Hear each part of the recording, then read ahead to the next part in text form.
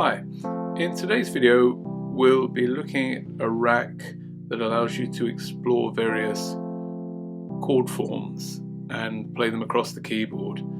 I have here just a simple 2-bar loop going around just to show you what's playing in the background. We can get rid of that. I have an instance of, here. So I have an instance of stage 73 playing here, just playing the notes. You can watch the notes as we go along. Let's have a look at the rack then. We have a series of snapshots here where I've gone through and I've programmed various chord forms. Here we're playing a major. We could switch to a minor. And then we get here the semitone offsets for the chord. We have the 2 of the 4 being played here to form a minor chord. So we have 0 being played always, 3 and 7. So you can hear these 3 notes being played here. Then we have velocity. We can adjust velocity. We can transpose.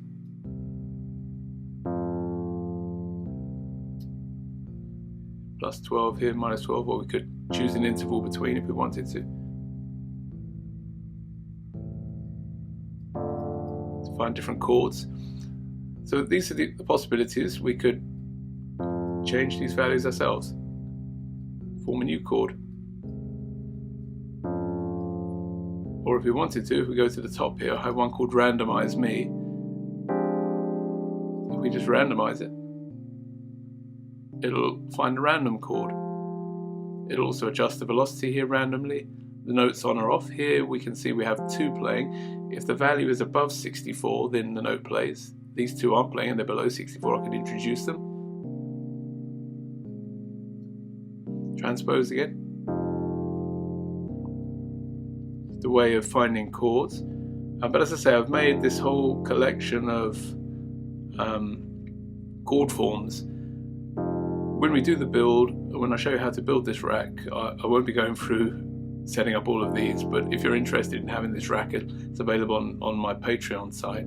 I'll just show you how to set up the rack, and then you can, I'll even make a screenshot of some of the values to set up these chords. So if you want to take the time yourself, you can program them in. As I say, you can try out different chord forms. All kinds of strange chord forms here. Dream chord, not such a dream, more like a horror chord. We have power chord, the so what chord, quite strange ones I've found. Sus chords. And it's just a nice way of exploring different chord forms if you're not, as I say, very good with chords or playing keyboards. You can get some nice ideas. Some look quite jazzy. Okay, so what's actually going on in the rack? If we have a look very quickly, we have for each of these shifts, each of these semitone shifts, I have an instance of chord. Chord. That's the MIDI rack. It's a MIDI rack called Chord in Ableton, and on each of these 4 racks, I've assigned 1 note.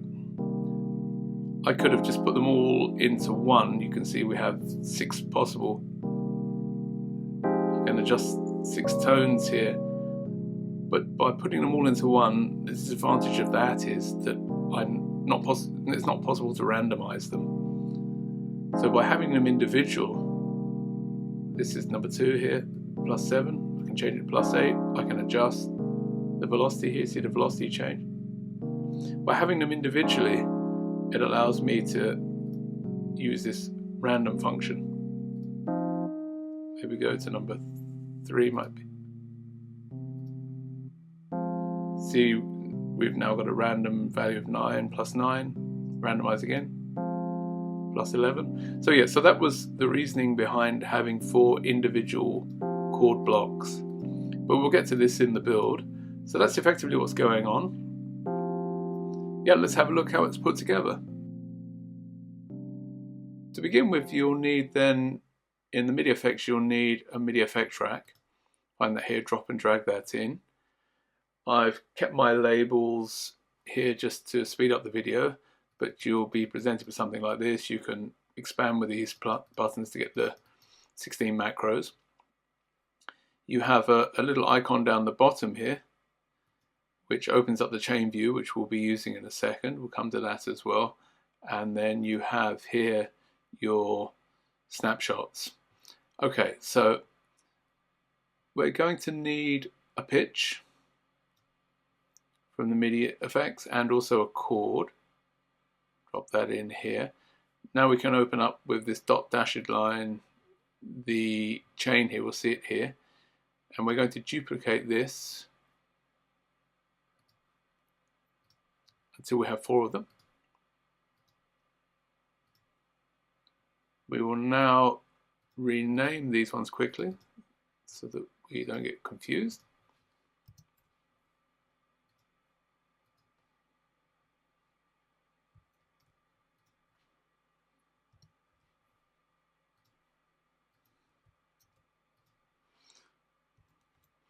Okay, so that's done. Now we can go into our mapping. Here we'll map the pitch here. It's pitch 1. Shift 1, as we're on the first chord, we'll map to shift 1 here. Then we have the velocity, which we'll map here. And finally, this little speaker icon here, we'll map that here. And now we'll repeat that for the others. Pitch here, but this time we use shift 2 because we're on chord 2. And we'll take the velocity for that one as well, pop that here, and the little speaker icon. Same for the third, pitch. Number 3, here. The velocity for number 3 here, and the mute function here. Finally, number 4, pitch here, shift 4 here, velocity, and finally the speaker. Okay, so that's all mapped. So we have to make a few settings here. Now for velocity, I'll make a screenshot as always for this and put it at the end of the video. And I'll also, as promised, I'll put some of these values for setting up chords. I'll make a screenshot of that and put that at the end as well. So, but for velocity number 4, 3, 2, and 1, we need to change this to 10%. I did this so that you always have a little bit of sound on the notes. You don't get silence. And the maximum I made 100.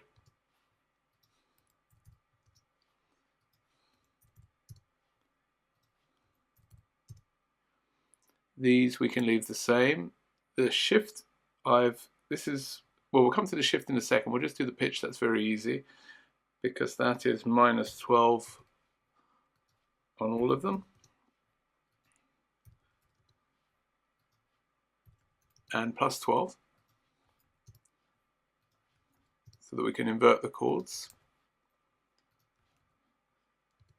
Okay, and so these ones here, the shift values, are the ones that are very important because they allow us then to randomize and pretty much 99% of the time create a chord that's usable.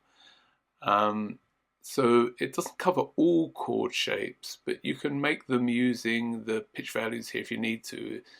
But for the randomization, we'll put these values in here. So for shift number 4, we need 14 and 16 semitones. For shift number 3, 9 and 11. Shift 2, 7 and 8. And for the final one, we need 3 and 5 semitones. So these are the values that these can jump between when we randomize them. Okay, so that's the mapping done. So in theory it would work now, but we want to set up some of these controls. We set the velocity to 100.